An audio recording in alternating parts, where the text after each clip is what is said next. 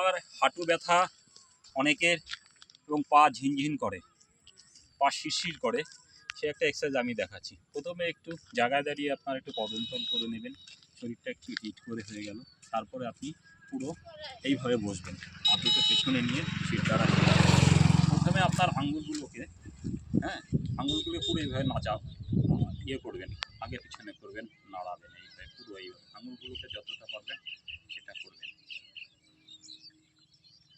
তারপরে পা দুটো পাকে পুরো পেছন দিকে নিয়ে যাবেন, আবার সামনের দিকে নিয়ে আসবেন, আবার পেছন দিকে নিয়ে যাবেন, আবার সামনের দিকে নিয়ে আসবেন। এইভাবে মোটামুটি 20 বার করবেন, যাতে কোমর পর্যন্ত হাঁটু পায়ের মাসের পর্যন্ত টান পড়ে, বুঝতে পারবেন। তারপর হচ্ছে পা দুটোকে এইভাবে ফাঁকা করবেন, আপনার 1.5 হাত মতন করে নিয়ে হাত থেকে পা দুটোকে এইভাবে রাখবেন। 1 2 3 4 5 6 7 8 9 10 11 12 13 14 15 16 এইভাবে আপনি 20 বার করতে থাকবেন। তারপরে নেক্সট এক্সারসাইজ, পা দুটোকে এক পাকে নিয়ে আসবেন, আবার ছাড়বেন, আবার নিয়ে আসবেন, আবার ছাড়বেন। ঠিক এইভাবে এই পাশে 5 বার, এই পাশে 5 বার, এই পায়ে আর এই পায়ে 5 বার করবেন। তারপরে আপনি কি করবেন, নেক্সট 4 নম্বর এক্সারসাইজ, পাটাকে তুলবেন, নামাবেন, পাটাকে তুলবেন, নামাবেন, পাটাকে তুলবেন, নামাবেন, পাটাকে তুলবেন, নামাবেন।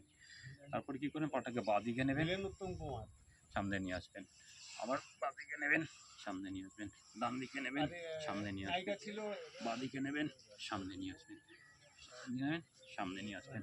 নেক্সট এক্সারসাইজ, পাটাকে কি করবেন, সিধা হয়ে বসবেন, বসার পরে এই পাটাকে তুলবেন, তুলে এইখানে আপনার বুকে প্রেশার দিয়ে রাখবেন। 1 2 3 4 5 6 7 8 থাই মাসেল আপনার শক্ত হয়ে যাবে আস্তে আস্তে।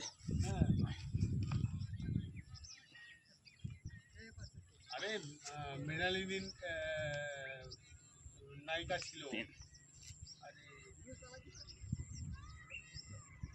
4 পাটাকে ক্লোজ করবেন, পায়ে তুলবেন, তুলে নিয়ে বাম পাশে চাপ দেবেন, আবার তুলবেন, আবার চাপ দেবেন, আবার তুলবেন, আবার চাপ দেবেন, আবার তুলবেন, আবার চাপ দেবেন।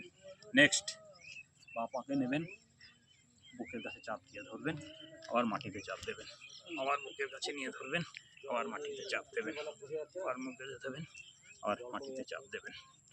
এইভাবে করতে থাকবেন, দেখবেন পায়ের ব্যথা এবং হাঁটুর ব্যথাগুলো আস্তে আস্তে কমে যাবে। নমস্কার।